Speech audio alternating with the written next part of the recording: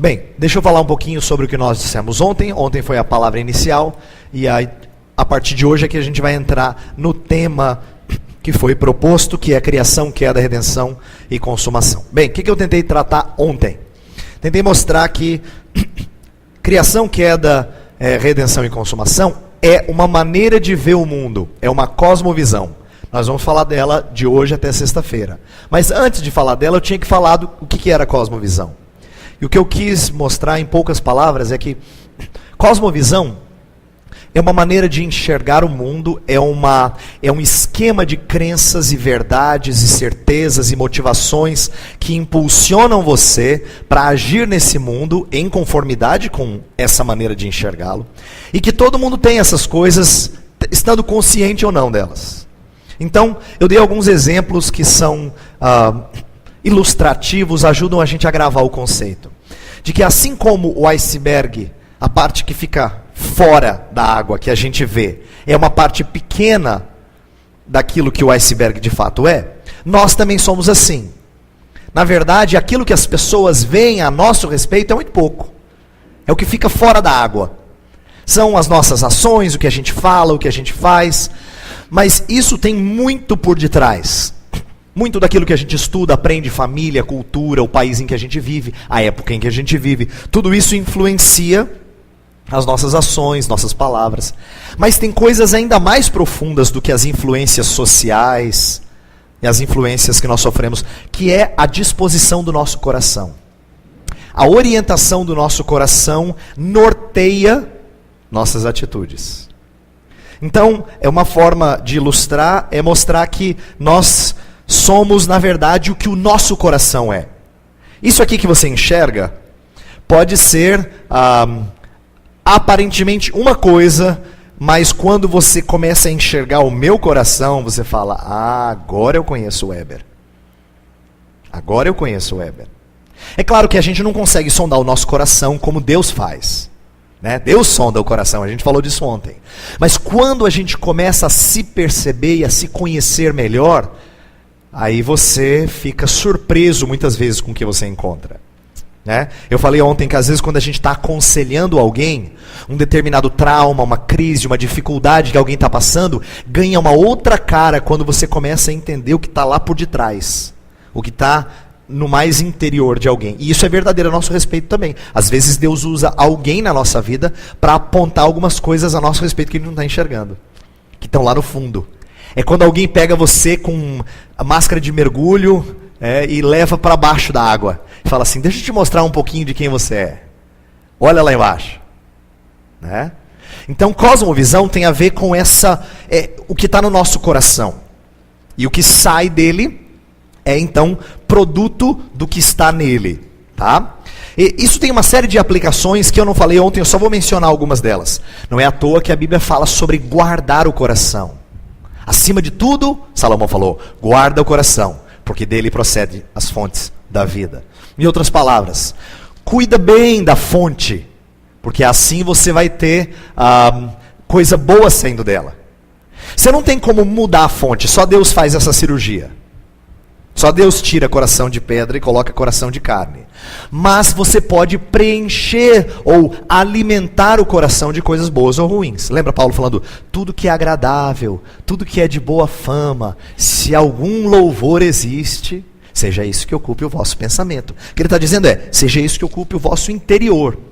Então, preencha com aquilo que é bom. Guardo no coração as tuas palavras, para não pecar contra ti.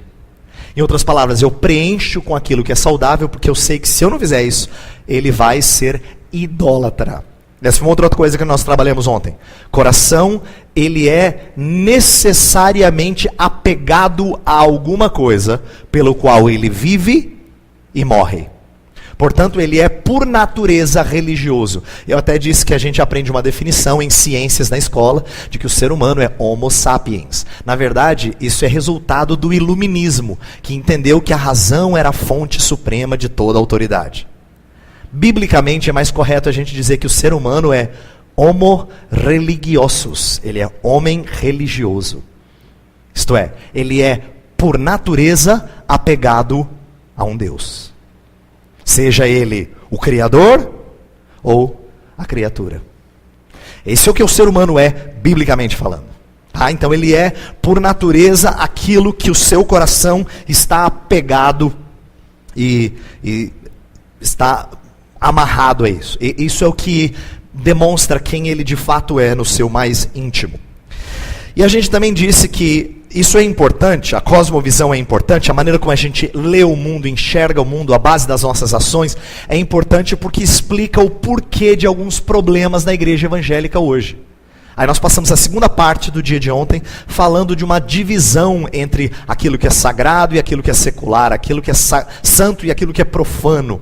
E, de certa forma, dicotomizando a nossa vida. Aí usei uma outra ilustração. Eu falei assim que, para muitos brasileiros católicos, isso acontece de monte. Infelizmente, alguns evangélicos também. A sua fé é tão importante que você tem aquele quartinho lá nos fundos reservado para ela. Por que eu usei essa ilustração? Porque a ideia de você reservar um cômodo para a sua fé parece importante. Parece até assim, dar um certo crédito. Mas na verdade, você tranca o quartinho e a vida no resto da casa continua.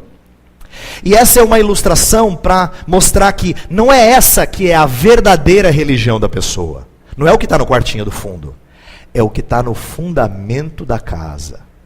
Essa sim é a verdadeira religião dele. Isso é aquilo em que ele se sustenta. É isso que ele crê. Essa é a base das suas ações. Você quer saber qual a religião dele? Isto é, o que é aquilo pelo qual ele vive e morre? Você tem que saber os fundamentos. Não é o que está no quartinho. Né? E eu disse isso para mostrar que muitas vezes nossa cosmovisão não bate com aquilo que a Bíblia apresenta como sendo uma boa cosmovisão. Tanto é que a gente tem inconsistências, incoerências. A gente não entende muito sobre o que significa ser cristão fora do ambiente de igreja. Né? A gente está acostumado a fazer as coisas do dia a dia do jeito que qualquer outra pessoa faria. Foi isso que a gente trabalhou ontem. E de que talvez a gente devesse pensar de forma um pouco mais orientada pelas Escrituras, voltasse para as Escrituras de novo para tentar enxergar como isso influencia, ou deveria influenciar, as nossas atividades seculares. Nosso estudo, nosso trabalho, nossos relacionamentos com família, com amigos, nossa diversão e tantas outras coisas. Tá? Então, esse foi o preâmbulo, foi a introdução de ontem, para mostrar que nós temos um problema comum no nosso meio, entre evangélicos. E a minha tentativa é de caminhar com vocês no decorrer da semana para a gente tentar corrigir, né, alguns desses furos. Tentar construir uma cosmovisão mais coerente com o que a Bíblia trata. E é por isso que eu escolhi falar desse assunto, a pedido do pastor Clayton, mas combinava com um assunto que eu já tinha estudado antes, que é usar a história bíblica como sendo a nossa cosmovisão. E esses 4 pilares resumem a história da Bíblia. É nesse sentido que a gente vai estudar a Bíblia toda nesses 4 dias. Não é que a gente vai explorar cada detalhe da Bíblia, impossível em 4 dias, né? Ainda mais só estudando à noite, né? Impossível. Ainda mais esse livro que é inesgotável. Mas o ponto é dizer que a gente vai do início ao fim, da criação até a consumação, para tentar moldar a maneira como a gente enxerga, ou deve enxergar, nossa postura nesse momento, no ano de 2013, na cidade em que a gente vive, no trabalho em que a gente está, na escola em que a gente está, na família em que a gente está inserido e assim por diante. Entender o nosso lugar e a missão que Deus nos deu. Pois bem, quando eu falo desses 4 pilares, eu quero dizer uma coisa antes de iniciar algumas informações. Eu vou falar aqui de várias verdades, mas essas verdades não devem ser só conceitos que você coloca aqui. Ela se torna a sua cosmovisão de fato quando desce. Lembra que eu falei? Tem que ir para os fundamentos. Você pode muito bem dizer assim, Deus criou o mundo. Mas em que sentido a criação é vivenciada por você e tudo que você faz é reflexo do seu entendimento da criação de Deus? Então, é dessas coisas que eu quero tratar com vocês. Em que sentido você diz assim, não, tá certo, o homem é pecador. Mas até onde você entrou nessa história, porque ela é a sua história, e a minha história, até onde você entrou nela de tal forma que tudo que você faz, você se lembra que tem origem no pecado de Adão. E você então trata dessas coisas lembrando que o mundo é como está, por causa do pecado de Adão. Tudo bem, você diz assim, não, Jesus é tudo para mim, pastor Heber. Jesus é a razão da minha vida. Mas até onde o seu viver reflete o entendimento de que Jesus Cristo é quem resgata e redime e transforma pessoas. Mas que essa transformação, por enquanto, não é completa. Então você é uma pessoa meio esquisita. Você não entende porque que você ama tanto a Jesus e ainda faz bobagem. Porque ainda não chegou o tempo da consumação, em que ele termina a boa obra que ele começou em você. Meu ponto é dizer que esses pilares históricos não são só ideias. Você tem que entrar nessa história. Ela tem que descer para se tornar o fundamento daquilo que você vive, do seu estilo de viver para a glória do Senhor Deus. Tá? Então isso que eu quero dizer com pilares históricos. Não são só ideias bonitas que a gente estuda e acredita, mas são verdades mais profundas. É uma história na qual você é inserido dentro dela. Tá? E eu vou começar então com criação. Eu vou fazer uma por dia. Tem muita coisa de criação, não sei se eu vou conseguir fazer tudo hoje, mas se eu conseguir, ótimo. A gente vai nos outros dias trabalhar com queda, redenção e consumação. Tá bom? Então vamos começar com criação. E já vou dizer o seguinte. Criação é uma doutrina riquíssima. E que para a maioria de nós evangélicos só tem ligação com o combate ao evolucionismo. E não é problema a gente aprender que Deus criou as coisas e confrontar o evolucionismo naturalista. Inclusive eu vou falar um pouco disso aqui. Mas eu pretendo mostrar que tem muitas outras verdades embutidas na doutrina da criação que nós não paramos para pensar com frequência. Eu digo isso porque quando um cristão gosta de falar da criação, normalmente ele está pensando nesses debates, criação, evolução e tal. Normalmente. Ele está pensando nisso. E repito, isso não é ruim, isso é importante. Nós vamos dar um determinado lugar a isso. Mas eu quero que você entenda que tem muitos outros debates no mundo de hoje que tem a ver com criação. Tá? Então, espero que isso seja prático e seja visto de maneira clara. Vamos lá. Revisando o que eu estava falando, o mundo moderno criou uma divisão que não combina com a cosmovisão calvinista, reformada, que pode ser cristã, mas nem todo cristão tem, porque ela apresenta o sagrado e o secular como dois universos distintos na vida do ser humano. O religioso na vida das pessoas não passa de um cômodo, aquilo que eu falei, da sua casa. Tem seu espaço, mas é isolado, em nada influencia o restante da sua vida. E eu quero dar um exemplo disso. Eu vou começar falando o seguinte. Eu quero mostrar como sagrado e secular não é só... não tem a ver só com aspectos da cultura pop. Porque vou falar um pouco de cultura aqui no decorrer da semana. E a gente fala de cultura, normalmente a gente pensa em cultura no sentido mais pop da palavra. Né? Eu não vou falar só disso. Disso também, mas não só disso. Eu quero dar um exemplo de uma coisa assim, acadêmica. Vamos falar de educação.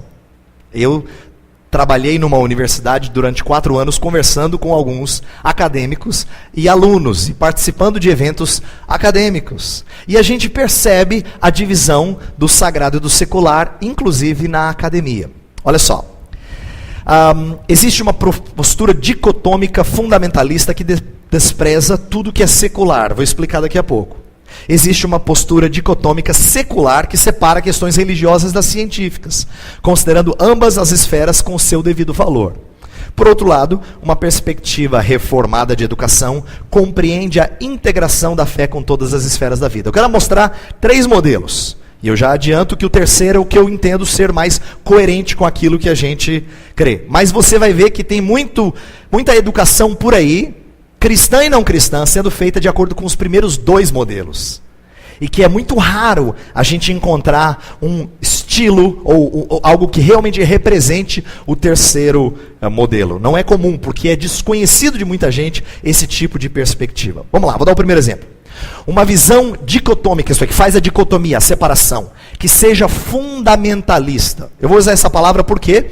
Porque essa palavra, ela vem de uma controvérsia muito forte lá nos Estados Unidos, na década de 1920. Foi quando tiveram alguns embates que deram mídia nacional na época sobre o ensino de evolução nas escolas. E aquilo tudo estava pegando fogo.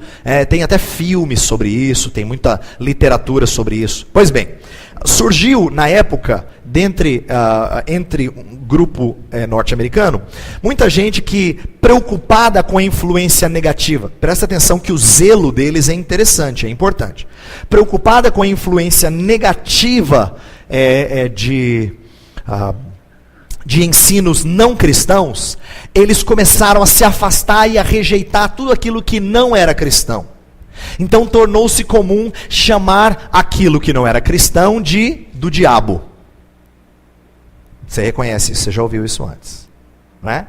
Tudo aquilo que não é cristão é do diabo. Quando eu falo não é cristão, não é de culto, ou não é do grupo evangélico, ou coisa do tipo. E aí essa rejeição influenciou, inclusive, a academia. Então, não reconhecimento da graça comum. Daqui a pouco eu vou explicar o que é a graça comum. Talvez eu tenha que falar agora para entender. A graça comum é o entendimento de que Deus preserva até aqueles que não o amam, de tal forma que eles possam produzir coisas que são boas, verdadeiras, justas, honrosas. Deus não permite só que cristãos produzam boa ciência. Ele permite que não cristãos façam boa ciência. E Deus faz isso por quê? Porque na sua graça, que é comum à humanidade, Deus traz chuva sobre ímpios e justos. Deus faz o sol brilhar sobre ímpios e justos. Deus enche o coração de alegria, inclusive do ímpio. Está lá em Atos capítulo 14. Então, Deus, na sua paciência e na sua bondade, Ele permite que até quem não é cristão tenha medida de capacidade. Mas quem tem essa postura, não permite que os não cristãos, não entende a postura do não cristão. Então, a academia secular é vista como irremediavelmente hostil à fé cristã, por abraçar pressupostos racionalistas, materialistas e humanistas. Bem, esse é um jeito de se fazer academia, não é tão comum no Brasil, mas o entendimento de dicotomia é comum entre evangélicos, né? Agora, o que é mais comum, é o que a maioria de vocês experimentam ou experimentaram, é esse próximo aqui. Uma visão dicotômica secularizada, que é o seguinte: o cristianismo e a ciência estão em esferas distintas. Fazer ciência só é possível sem pressupostos religiosos e de fé.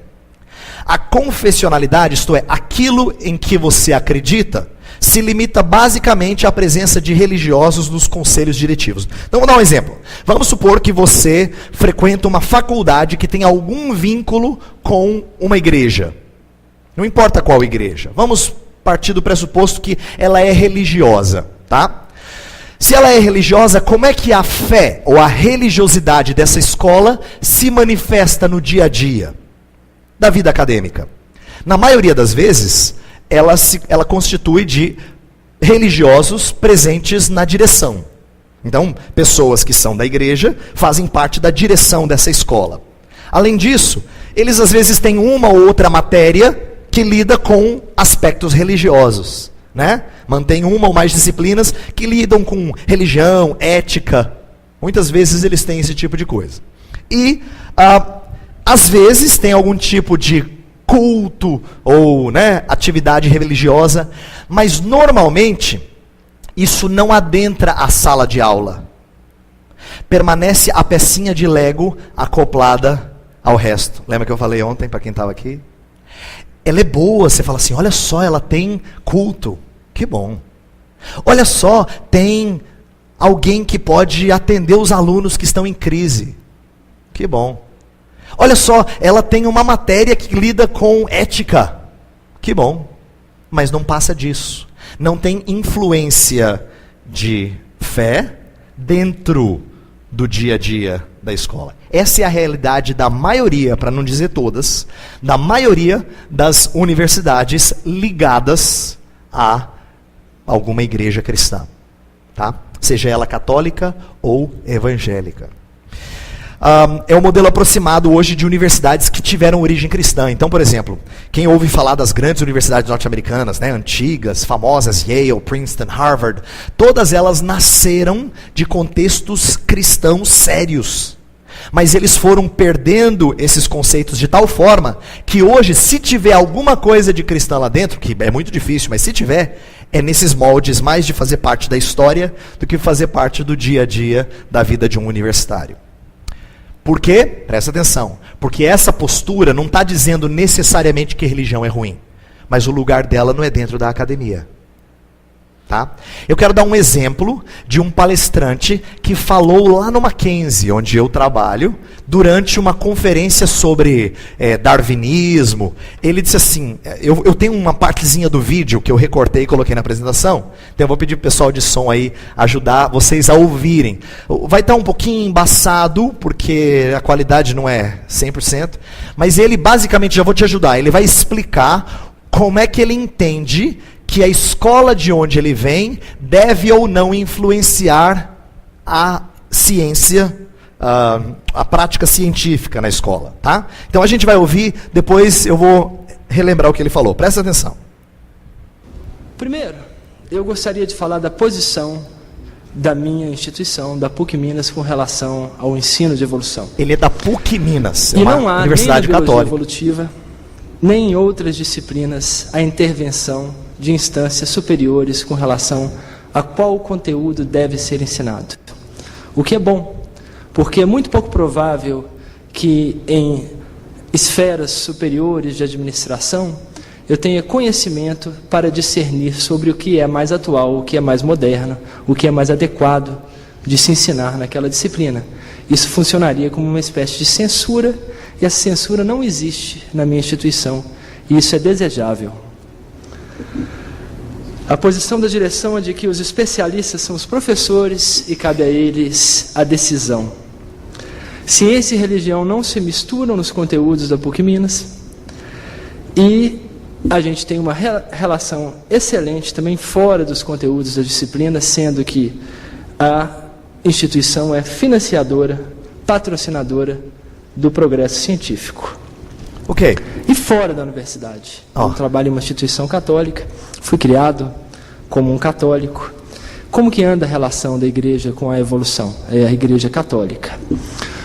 Bom, evolução já foi citada algumas vezes por papas, mas vamos nos ater às últimas citações de João Paulo II, que aceita a teoria da evolução como mais do que uma teoria, sendo que o número já faz alguns anos era o antigo papa, que a gente tem é muito grande para que sejam todas refutadas em um mesmo momento. O Papa Bento VI também fez o mesmo tipo de pronunciamento, a ciência da biologia evolutiva, e não se discutiu nenhuma mistura da ciência e religião nesse congresso. Ele não é um bom católico, é Bento XVI, não é VI. Ele citou errado aí. O Papa atual é Bento XVI, ele errou o número romano. Mas o ponto é dizer o seguinte, presta atenção em algumas coisas que ele diz. Ele fala, não há interferência qualquer das instâncias da administração na sala de aula. E ele diz, o que é bom, porque eles não sabem o que é moderno, atual e melhor. Então cabe a cada professor escolher. E ele fala, isso é desejável, porque se tivesse intervenção, seria censura. E ninguém quer censura, ainda mais no mundo moderno como o de hoje. Nós não somos mais medievais. Já ouviu assim esse tipo de argumento? Não somos mais medievais, em que essas coisas se misturam. Nós somos gente esclarecida, nós vivemos pós-iluminismo, entendeu? Em que agora as coisas são mais esclarecidas. Nós sabemos que religião e ciência não devem se misturar. Esse tipo de argumentação é muito... E aí ele termina dizendo assim, naquela primeira parte, ele termina dizendo assim, mas nós temos uma relação muito boa. Em outras palavras, você lá e eu cá. Elas não se misturam. É igual o casal que acabou de divorciar, mas fala assim, mas a gente é amigo ainda. Quer dizer, tinha que estar junto. Mas não, justifica dizendo, a gente se separou, mas a gente é amigo. Está igualzinho. Então, por que eu uso isso como ilustração? Para mostrar que na cabeça da maioria das escolas que tem algum vínculo com igreja, não há qualquer integração. O que eu quero mostrar? Que eu acho uma proposta mais coerente com aquilo que a gente está falando. O cristianismo serve de fundamento para a academia. E o que eu quero dizer com isso? Preciso dizer algumas coisas aqui que não estão no slide, mas são importantes. Poucas vezes um professor universitário diz para você que o cristianismo está no fundamento da maioria das ciências modernas. Poucas vezes, infelizmente. Quando, na verdade, isso aconteceu. Quer ver um dado interessantíssimo escrito por um autor não cristão? Tem um autor que fez uma pesquisa sobre desenvolvimento científico a partir do século XVI, XVII, em diante e tal. E ele constatou uma coisa estranhíssima. Ele percebeu que a China, que é uma civilização antiquíssima, não teve muito desenvolvimento científico em séculos da sua história. Aí ele se perguntou por quê. Interessante. A China, tão antiga, uma das civilizações mais antigas da história da humanidade. Por quê? E existe uma explicação para isso. A China não foi criada a partir do pressuposto de um legislador, um criador, que colocou na criação leis para serem descobertas. De que faz toda a diferença quando alguém parte do pressuposto de quem criou essas coisas, colocou regras, leis, diretrizes pelos quais a criação funciona. A ideia do relógio, que é muito antiga, de que Deus é o relojoeiro que construiu, é apenas uma outra forma de explicar assim. Quando você vai estudar um relógio, você não fala assim, uau, quanta pecinha se juntou do nada. E ó, que funciona e marca a hora. Não. A primeira pergunta que você faz é, quem é que fez isso? Porque você raciocina assim. Você entende que tudo é complexo, não pode ter surgido nada, alguém fez. Pelo contrário, você só entende que algo surge do nada quando está fora de ordem, não quando está ordenado. Porque tudo que é ordenado requer alguém inteligente para ordenar.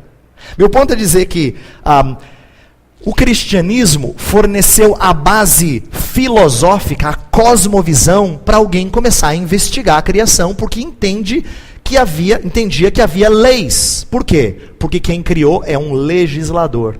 E se tem leis, elas podem ser descobertas. Se elas podem ser descobertas, então elas apontam para alguém que é arquiteto ou desenhou essas coisas e o fez com maestria, com precisão. Então, o cristianismo é fundamento para a academia. Reconhece que toda educação é ideológica, pois adota uma visão de mundo e do homem como base para sua atividade fim, ainda que não sob a forma de uma confissão explícita. Essa é uma das coisas que eu ensinei várias vezes lá no Mackenzie. O Mackenzie é só uma instituição cristã, mas tem tantas outras no Brasil, que é chamada de confessional. Significa, ela está ligada a uma igreja, ela tem uma confissão. A verdade é que o Mackenzie, como outras escolas, elas têm uma confissão explicitada, porque todo o ensino é confessional. Não importa o curso que você fez ou faz, todo mundo que ensina a partir de crenças, pressupostos, pontos de partida, certezas, motivações. Todo mundo ensina a partir de uma cosmovisão. Todo mundo. É inevitável. Ninguém consegue ensinar de forma neutra. Estou dizendo isso por quê? Porque quando você é explícito acerca da sua confissão, você está dizendo, olha, queria mostrar para vocês que é isso aqui que nós cremos, vamos ensinar de acordo com isso.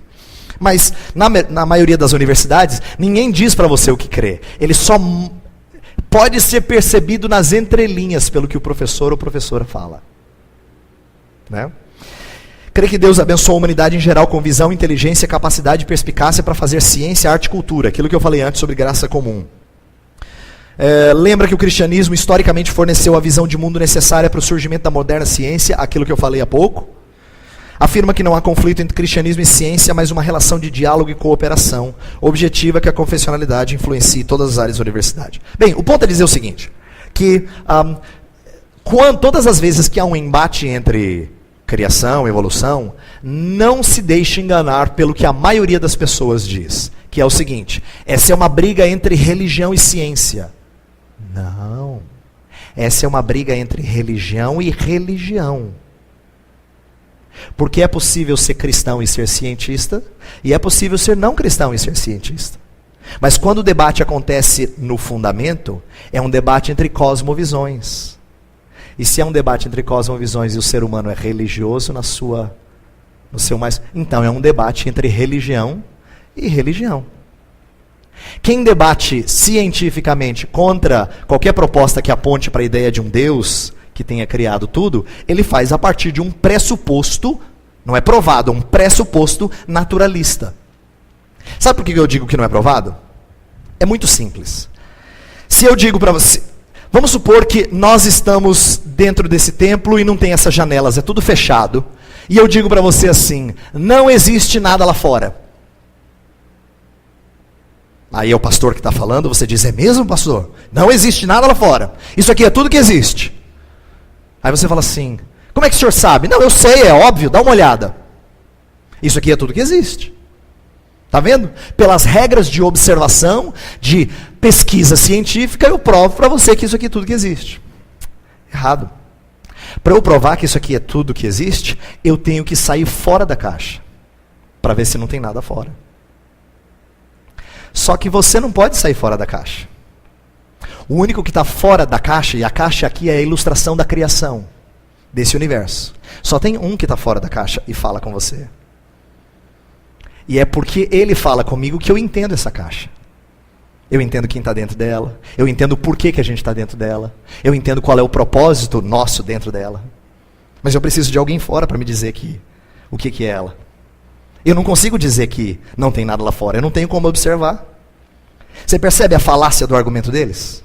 Isso é só para dizer que, por detrás de argumentos contra qualquer ideia de criação, tem uma outra religião. Um outro conjunto de pressupostos. Deixa eu falar agora sobre uma outra coisa que é menos pensada acerca da doutrina da criação. Que são o que a gente pode chamar, alguns autores chamaram de a ordem criacional, ou as estruturas da sociedade. O que nós entendemos, a maioria dos escritores que pensam em cosmovisão dentro do contexto cristão, eles falam assim: as coisas que existem, as atividades do ser humano hoje em dia, elas não são assim meras invenções do ser humano, como se ele tivesse sido um ser ultra inteligente e criativo. Quando o ser humano faz investigação científica, quando ele faz transferência de recursos ou de bens e faz comércio, quando ele produz alguma coisa que ele acha bonita e ele chama de arte, quando o ser humano dialoga com outras pessoas e planeja projetos, ele faz política. Quando ele ensina alguma coisa a outra pessoa, ele faz educação. Isso, na verdade, não foram ideias criadas do nada. Há um entendimento de muitos escritores que essas coisas foram colocadas por Deus na criação. Na verdade, essas coisas não são inventadas pelo homem, elas já estão embutidas na criação. E a gente só as pratica, bem ou mal. A gente não as cria. A gente só as pratica, bem ou mal. Mas eu quero mostrar como tem algumas coisas que estão muito fortes, muito fixadas na criação. Inclusive, essa é a razão pela qual a gente entende que nós fomos colocados na criação para responder às ordens de Deus dentro dessa criação. Isto é, a maneira de viver que seja em conformidade com essa criação. De certa forma, todos nós somos vocacionados. Os reformadores da época da Reforma falaram muito disso. De que não é só quem é pastor que é vocacionado, mas de que todas as profissões, quando agem dentro da criação de Deus, fazendo aquilo que combina com a criação de Deus, e produzindo, e explorando, e aproveitando as coisas que Deus fez, ele age em resposta à vocação de Deus, ao chamado de Deus. É isso que os reformadores tratavam. Por isso que eles tentavam valorizar toda e qualquer profissão como sendo vocação. Lembra da ilustração que eu dei de Lutero ontem? O sapateiro chega para Lutero e diz: quero servir o Senhor. Aí ele fala: faça um bom sapato e venda por um preço justo. Quer dizer, faça aquilo que agrada ao Senhor dentro da sua profissão. Você não tem que largar e se tornar um missionário para agradar ao Senhor. A ideia é, Deus não precisa de 100% dos crentes sendo missionários tempo integral, no sentido de que largam todo e qualquer trabalho secular, tá? Deus precisa que 100% dos trabalhadores sejam missionários onde quer que estejam. É diferente. Entendeu? É diferente a maneira de pensar e articular essas coisas. Mas veja só que interessante que significa o fato dessas coisas estarem na criação. Olha só, quero dar alguns exemplos aqui. Muitos escritores calvinistas, reformados, falam que o mundo tem coisas que já estão embutidas nele, que são como são, que não adianta lutar contra isso. É a estrutura com a qual Deus fez o mundo, o potencial cultural ordenado por Deus e as leis. Em outras palavras, não adianta você lutar contra a lei da gravidade. Esse é um exemplo. Né?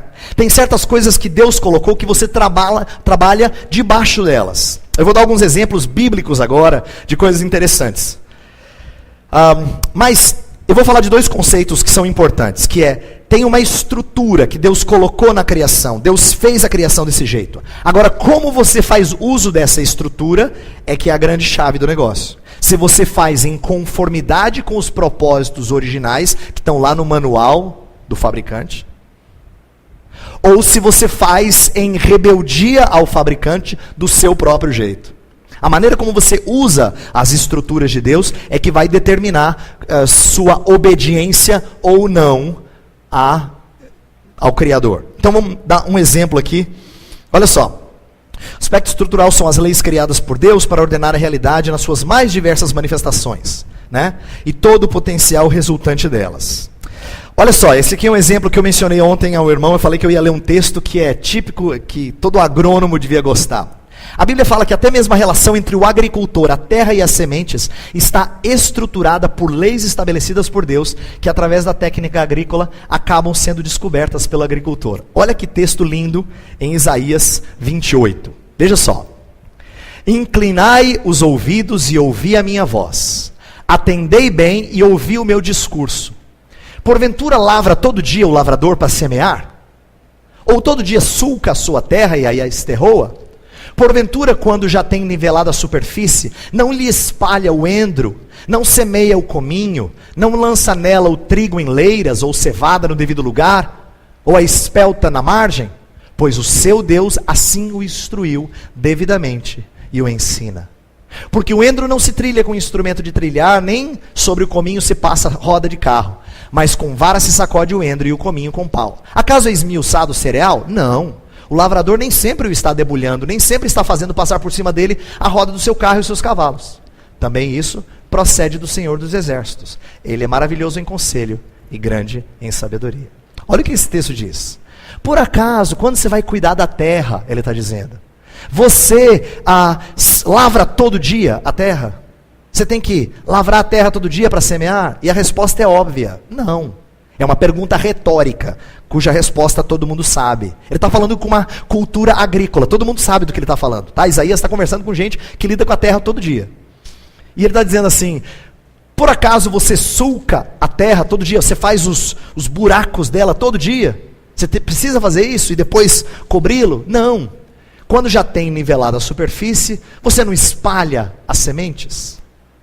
E depois você não coloca do jeito que tem que colocar? Aí o que mais chama a minha atenção é o seguinte, é o que está em negrito ali no meio. Por que o agricultor faz isso? O texto fala, pois o seu Deus assim o instrui devidamente e o ensina. Presta atenção na verdade que está nesse texto. Não significa que Deus fala com o fazendeiro, diz assim, olha, agora abre a terra assim. Ele não fala no ouvido do fazendeiro, ô fazendeiro, aqui é Deus falando. Você planta desse jeito assim, Não. O que o texto está dizendo?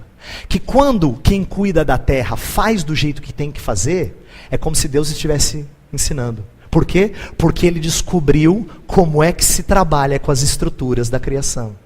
Ele entendeu que para você cuidar da terra e plantar e dar fruto, tem um jeito de fazer. E não dá para fazer diferente. Porque não funciona, a estrutura não permite, tem um jeito de fazer. Toda vez que ele descobre, é como se Deus falasse com ele. Isso é o que a gente chama em teologia de revelação geral. Nós recebemos Deus fala, os céus proclamam a glória de Deus, e o firmamento anuncia as obras das suas mãos. Quer dizer, a criação de Deus comunica certas coisas, e quando você descobre como funciona, você fala, uau, olha só, é desse jeitinho aqui. Deus o instrui devidamente e o ensina. E o texto continua e no final fala assim, também isso procede do Senhor. Em outras palavras, tem um jeito certo de plantar. Deus não permite que você simplesmente faça o que quiser de semente e nasce planta. Não, tem um jeito certinho de fazer. Está na estrutura, Deus colocou lá na criação. E é só desse jeito que dá certo. Você tem que obedecer certas regras. Você pode inovar com coisas periféricas. Você pode ter irrigação artificial, você pode criar algumas coisas. Mas você não consegue fugir de certas coisas básicas. É isso que ele está querendo dizer. Porque Deus, toda vez que a gente explora e conhece as coisas da criação, é como se Deus estivesse nos ensinando. Só que não é só isso que é estrutura. Outras coisas, eu vou citar rapidamente. Em Romanos 13, fala que todo homem deve estar sujeito às autoridades superiores. Deus as estabeleceu. A ideia de que governo é uma coisa estabelecida por Deus. E você trabalha debaixo disso. Um outro que é mais próximo da gente. Olha só. Segundo Gênesis 1, o matrimônio... é Gênesis 2, eu errei aqui. Tem que ser monogâmico, isto é, só com uma pessoa. Tem que ser heterossexual e tem que ser emancipado de qualquer autoridade paterna. O homem deixa pai e mãe e se une a uma mulher. Essa frase, esse conceito, mostra que há certas coisas na estrutura do casamento que são do jeito que são. Se você age de acordo com a estrutura, você tem boa chance de ser feliz. Se você quebra com o padrão, você tem consequências. Por isso que a gente vê na Bíblia os problemas da poligamia. Homens considerados de Deus até praticaram isso, e não significa que Deus não os abençoou, assim como Deus abençoa você e eu, mesmo com os nossos erros. Mas a gente sabe as consequências maléficas disso. Isso aparece. Mesma coisa com o casamento heterossexual. Homossexual, que quebra com o padrão heterossexual. Mesma coisa com o casamento que não desconecta dos pais. Também dá problema, porque não foi assim que Deus criou. O meu ponto é dizer o seguinte: quando Deus fez as coisas do jeito que fez, Ele colocou uma ordem, uma estrutura. Quando você obedece a estrutura, a chance de você atingir êxito, alegria, satisfação é muito maior. Ir contra ela é nadar contra a maré. Isso pode ser dito também de outras coisas. Pensa em relacionamento de pais e filhos, né? Filhos, família deve ser oriunda de matrimônio. Filhos não deviam fazer parte de instituições que não são casamento. Deus não fez as coisas para serem assim. Portanto, todo mundo que opta por um caminho diferente do de Deus tem consequências. A esposa deve amar e respeitar a liderança do marido deve amar a esposa e cuidar dela, os filhos devem honrar. Quer dizer, essa é a estrutura. Se você não obedece à estrutura, você tem consequências. Pois bem, antes de entrar nisso aqui, meu ponto foi tentar dizer que Deus fez as coisas de um jeito, e fazer do jeito de Deus significa ter as bênçãos de Deus. Deixa eu dar um outro exemplo agora interessante que eu tenho aqui nas minhas anotações. Eu estou falando dessas coisas, mas não é que a gente descubra elas sem a Bíblia, não. A Bíblia é a lâmpada para os nossos pés, para a gente entender o nosso caminho. Quando eu falo de ordem criacional, que eu falei até agora, da estrutura, o que Deus colocou na criação, vou dar um exemplo muito prático para a gente hoje. Quem você não é determinado por você, é determinado por Deus. A identidade que alguém assume pode ser em conformidade ou em contrariedade ao que Deus falou, mas identidade é uma coisa que Deus coloca em nós. Isso é importante para o debate, por exemplo, atualíssimo de homossexualismo. Homossexualismo é eu coloquei aqui, identidade sexual é definida, não escolhida, né? Você não escolhe identidade sexual, você é alguma coisa. Porém, você acaba podendo, Deus permite que você ande contrariamente à estrutura dele. Né? Meu ponto é tentar dizer que existe uma normatividade na criação. Deus fez você e isso impacta. Eu quero dar exemplo assim de como isso deveria mexer com o nosso relacionamento com as outras pessoas. Lembra que eu falei ontem que às vezes a gente se define pela nossa profissão?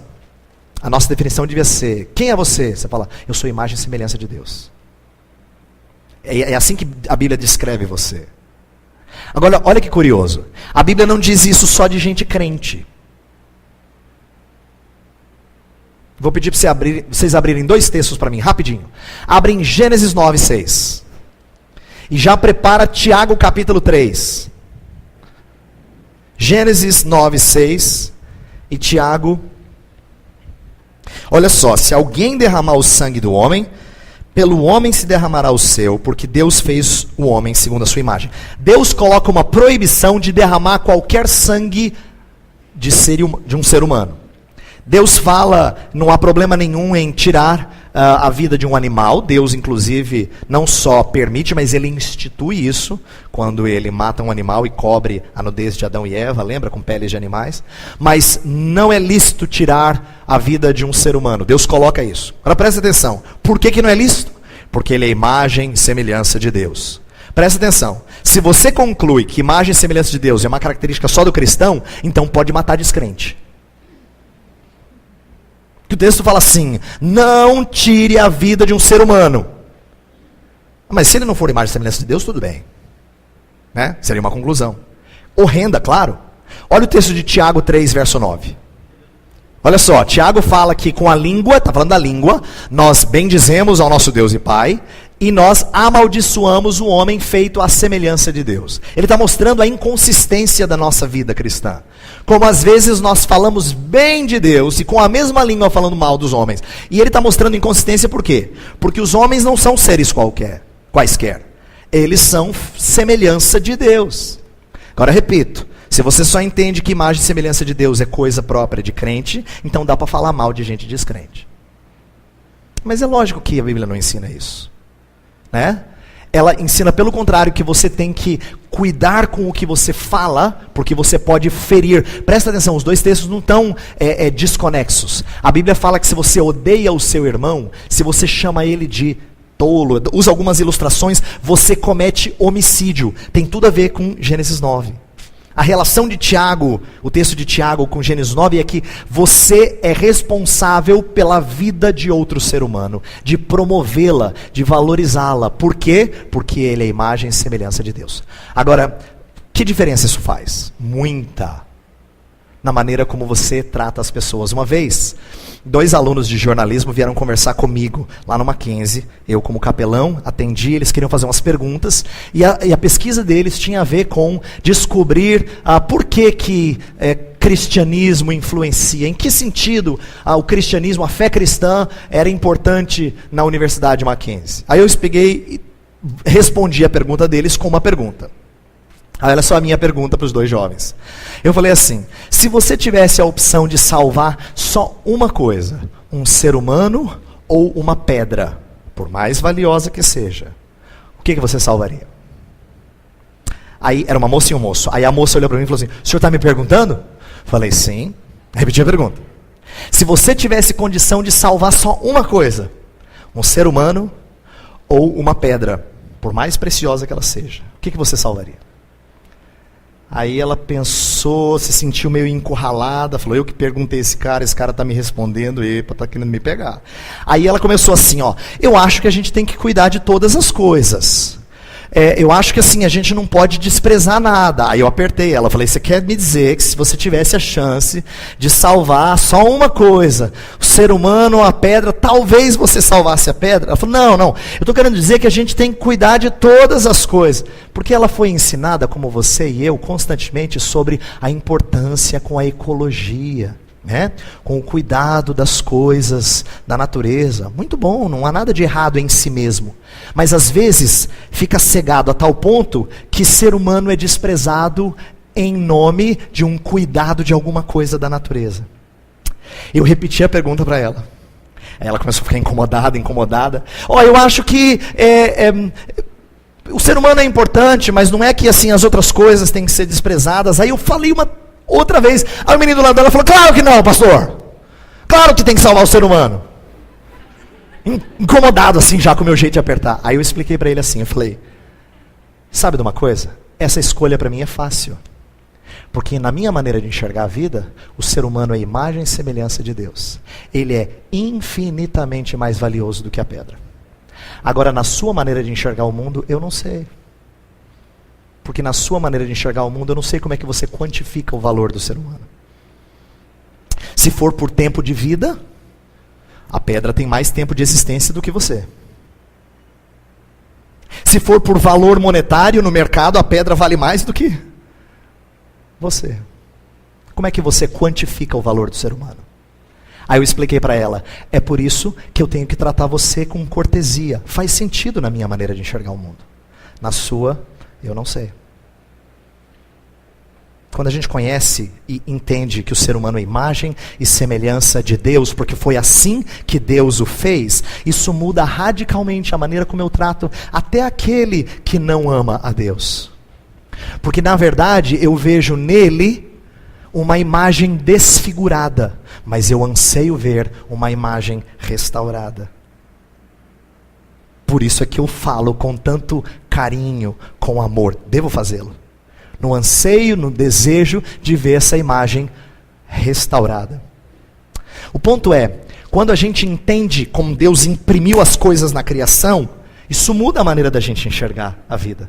E nós temos que levar isso em consideração para a nossa relação com outras pessoas, para o nosso trabalho e para a nossa atividade escolar e assim por diante.